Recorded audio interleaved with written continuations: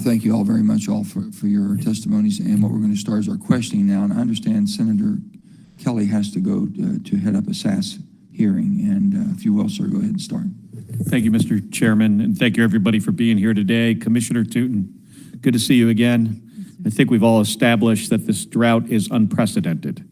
And I understand from your testimony, Commissioner, that the Colorado River is facing a structural deficit of between 2 and 4 million acre-feet of water next year.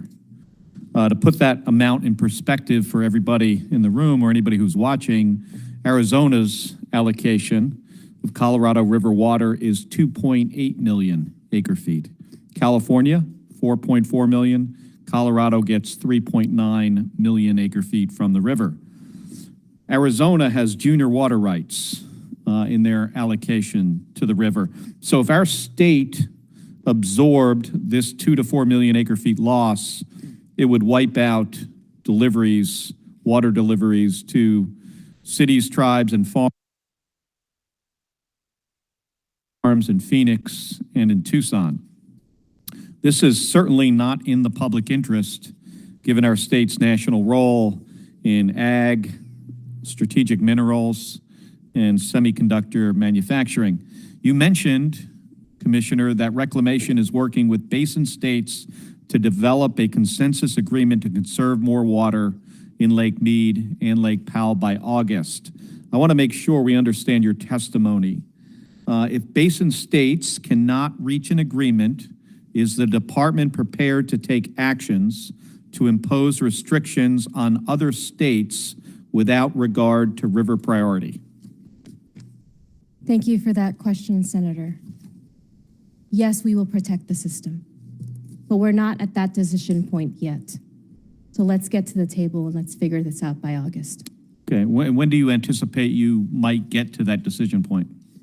For us on the river, the August 24-month study is usually where we determine what our operations are for the next calendar year.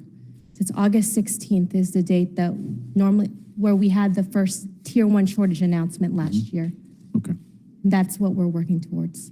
All right, thank you. So Arizona has been leading the basin in conserving water to date. Farms have been fallowed, tribes are forgoing their full water rights allocations, cities are tightening their water budgets.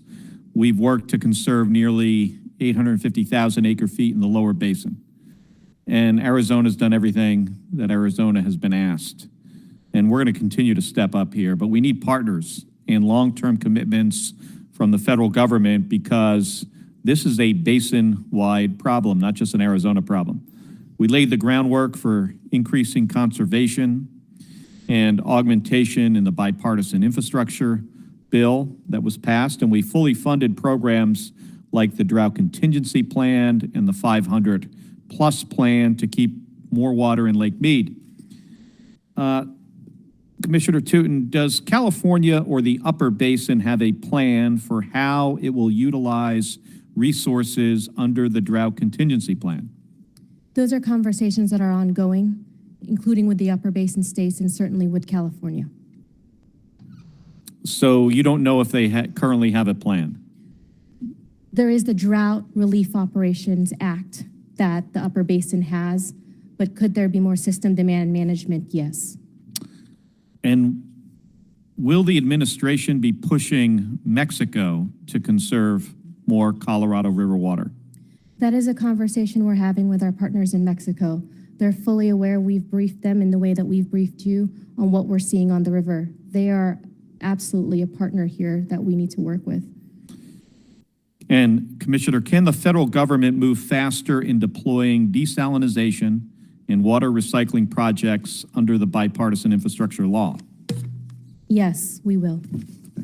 And finally, and I might go over by 30 seconds, I hope that's okay, Mr. Chairman, based on your testimony, Arizona could see Tier 2 water curtailments as soon as next year. The first round of cutbacks last January hit farmers in central Arizona especially hard. And if we don't invest more in conservation, augmentation, and assistance to farmers, it could raise food prices at a time when food prices are at record highs. The White House Interagency Drought Task Force recently called for a whole-of-government response Does Reclamation have a cost estimate for the resources needed to mitigate future year shortages? That is something that we're talking about now, especially with the scale of what we're looking at and the magnitude of actions we need to take. But what I will say, Senator, is I'll spend the bipartisan infrastructure law money to make sure that we're meeting the goals as Congress intended, but also to provide sustainability in the West. Okay, and when you get that cost estimate, can you get it to Absolutely, Senator. my office? Thank you. And it appears that Drought is outpacing the annual appropriations process right now. So it's faster than we're appropriating the money to deal with it. Could you get back to me on how Reclamation might benefit if Congress expanded the Stafford Act for drought? Yes, well, I will get back to you. All right, thank you. And thank you, Mr. Chairman.